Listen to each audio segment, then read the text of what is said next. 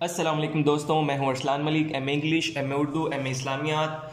आप सबको मेरे चैनल वन पेपर क्रैकर पर खुशामदीद। मैं आज आप सबके लिए यूनाइटेड नेशन ऑफिशियल लैंग्वेजेस को याद करने का आसान तरीका लेकर हाजिर हुआ हूं।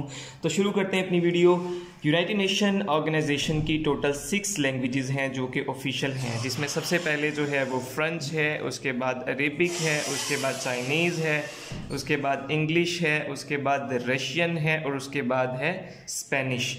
अगर आप इन सब को इकट्ठा करके देखें तो एक वर्ड बनता है जो हो गया है फेसर्स, FACERS।